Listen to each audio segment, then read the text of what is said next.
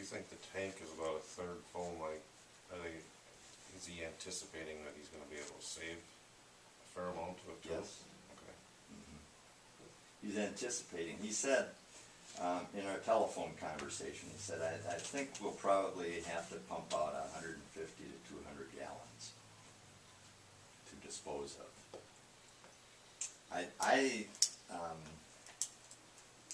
I pay for all that fuel that's in that tank, and I'm a little bit concerned about how much of that fuel is going to disappear.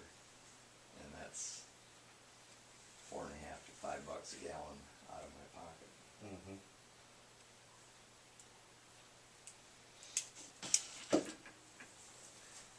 I would think that they would have some sort of a system or a pump that they could, you know, get to the bottom and start there and work their way to the good stuff. But if as long as it isn't mixed up too much, Yeah. or emulsified.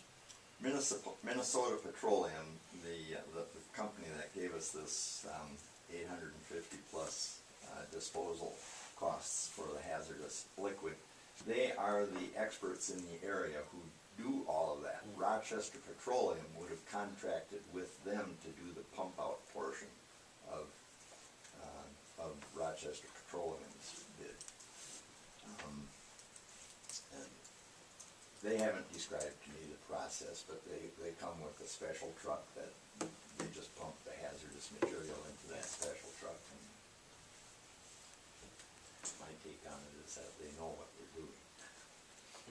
So are you saying that there isn't any of that fuel that would be able to be filtered and reused? I think the fuel that they pump out that is contaminated with water, sludge, debris from the tank, for, you know, That's rust, gone. debris, that's gone.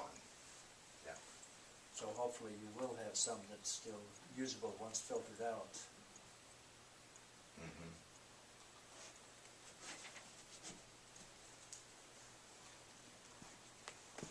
I'll move that as long as we get a quote in writing to go ahead with the $850 fee plus the disposal.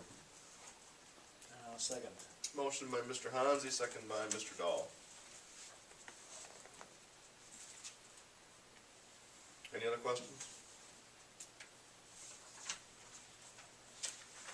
All in favor of the motion, say aye. Aye. All opposed? Motion passes. Thank you for coming out, Mike. Thank you very much.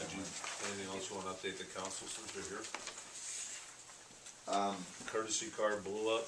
Yeah, the courtesy car, well, talk very quickly about the courtesy car. For as long as my wife and I have had the operation at the airport, we've always had a spare car around, my wife's old car, and rather than trade it in or sell it or whatever, we just parked it at the airport. We've insured it, and it's been our spare car, and we parked it at the airport and call it the courtesy car.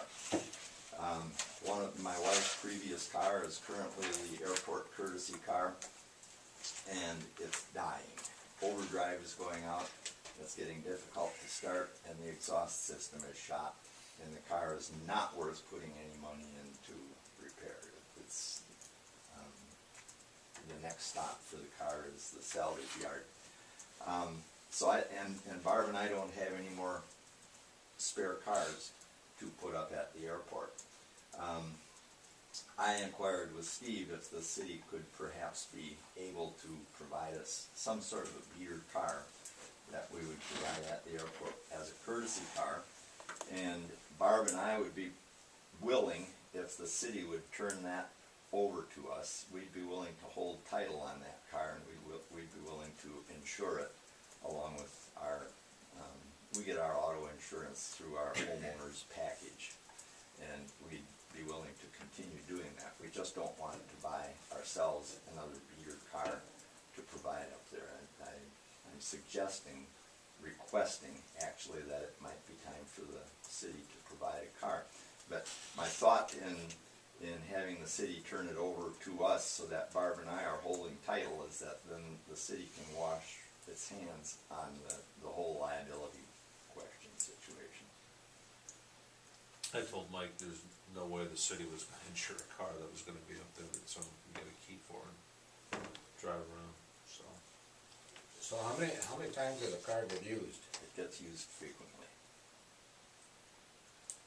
And that's another thing, general aviation pilots, they are attracted to airports that have courtesy car. Because when you're flying around someplace, once you land, you either get a cab or rent a car, or voila, there's a courtesy car at the airport.